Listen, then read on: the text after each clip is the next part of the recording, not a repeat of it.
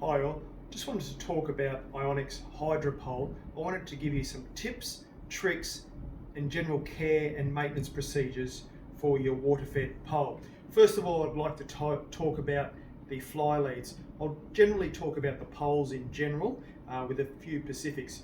So each pole, if you're unaware, comes with a fly lead. The fly lead will suit the extended length of the pole and you'll have X amount of meters out the base of the pole which you'd connect to your hose reel. So on the end of the fly lead it'll have two ends, so an anti-snag fitting, ASJG, John Guest, and we have a rectus fitting which also has a sheath covering it.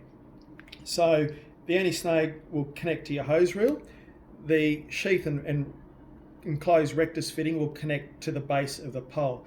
So the rectus fitting is actually covered by this plastic sheath, which through wear and tear can be replaced. So it is in two parts and will allow you to replace this rectus fitting.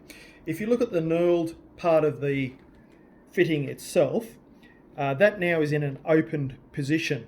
If for whatever reason it was inadvertently closed, the knurled section will move further forward and won't allow you to engage in the bottom of the pole. So my first tip of the day, an open fitting is in that position there. So I'll just put the sheath back on. It is a two-piece fitting and goes together like that. So when connecting the fly lead hose to the pole, at the base of the pole being a tubeless pole and been able to double up for traditional window cleaning, or if you wanted to put a cobweb brush on the pole is stored in the vehicle without the lead hose or fly lead. So when we connect the fly lead, hold the hose only. It's a matter of pushing on the hose to connect the fly lead to the pole. When you disconnect the fly lead, grab the plastic sheath and remove and then stow. Butt rings, different generation, have a calibrated groove which you're able to pull the hose into the groove to cut the water off.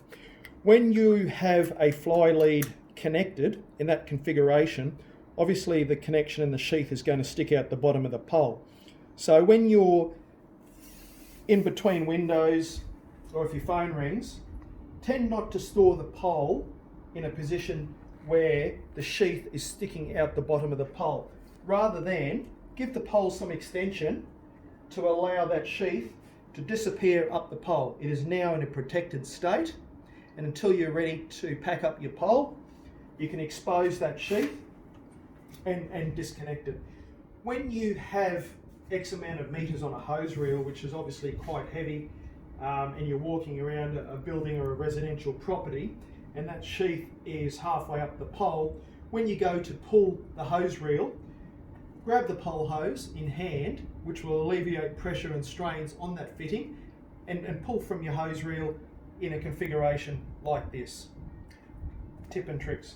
So all the water-fed poles have different configurations in relation to different heads. There's vertigo, swift and grafter arrangements. The swift is a fixed head, the grafter and vertigo is an adjustable head.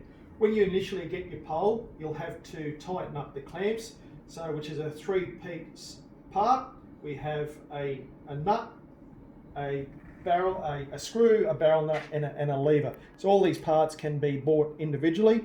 The body clamps for themselves, as the poles wear, can be replaced. And if we look by the letter I of each body clamp, we can see a number.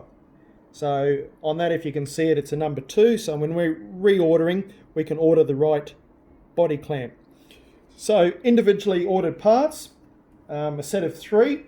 The new generation clamps have a spring which helps alleviate wear on the individual sections of the pole.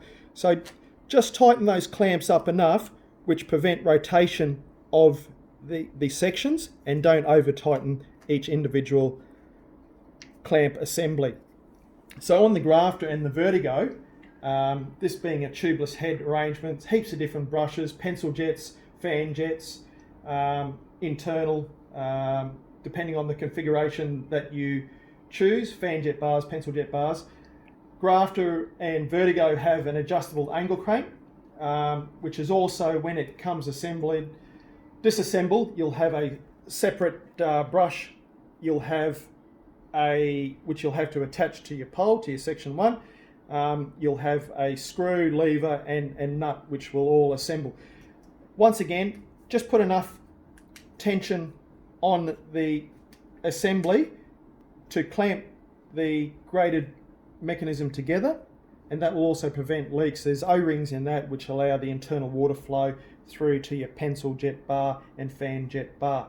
Brushes, heaps of different brushes, 14, 18 inch, but I just wanted to talk about general use of the pole. So all the Hydra poles, as you're aware, 1000 volts AC, 1500 volts DC. So a little bit of an overview. We've talked about doing up the clamps, not to over tighten. We've talked about adjusting and assembly of the angle cranks. On the Vertigo, whether it's a removable brush or a standard fixed head, there's also a spring assembly which goes in the clamped mechanism there, which helps separate and demesh the arrangement up there. So we've also talked about fly leads. So when you're not using your pole, protect the sheath and extend the pole 6-8 inches, 12 inches to protect that quick disconnect. We've also mentioned when you're walking around a residential property or a commercial property, rather than putting all the strains and stresses back on that quick disconnect, grab your pole hose and pull in a general direction like that. We've also discussed the fly leads, removal, hold the sheath, disconnect and store your pole in a configuration like that. Hope these tips and tricks help. Any more information in Australia, you can get us at ionicsystems.com.au. Thanks for watching.